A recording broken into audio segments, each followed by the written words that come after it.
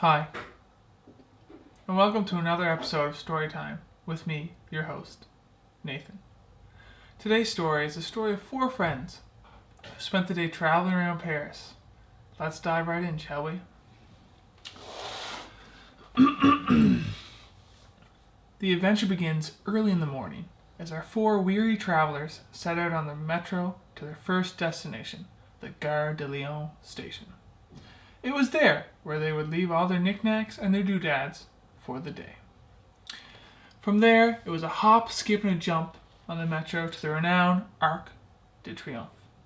The four friends headed underground, and when they emerged, they basked in the glory of the monument and gazed in awe while motorists whizzed by, blissfully undisturbed by the immense presence before them.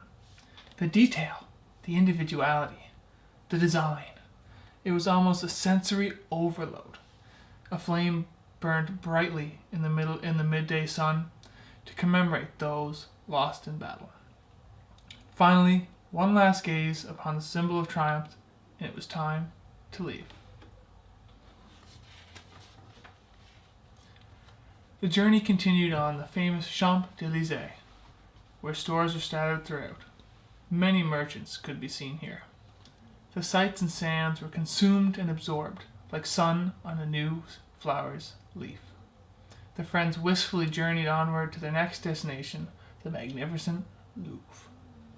Inside lie treasures from many ages and civilizations, old and new, far and wide.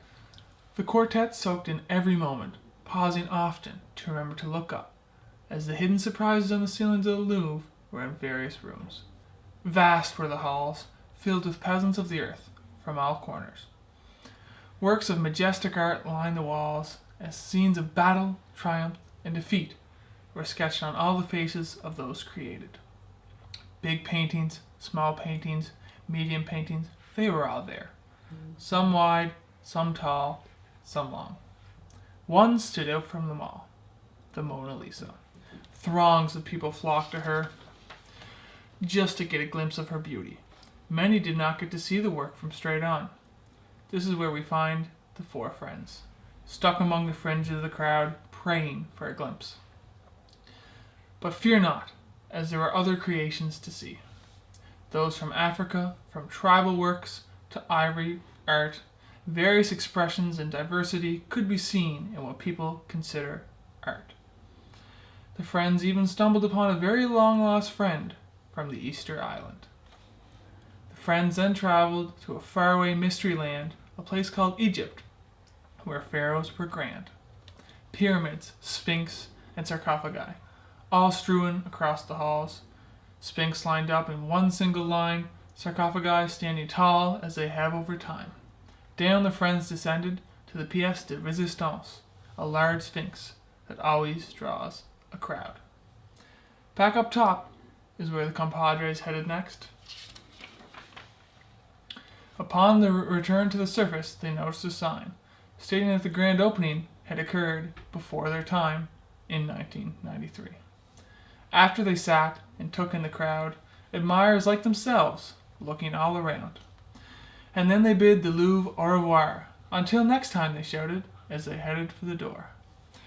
To the exit they headed, where they were greeted by a violin. A joyful tune overwhelmed the din.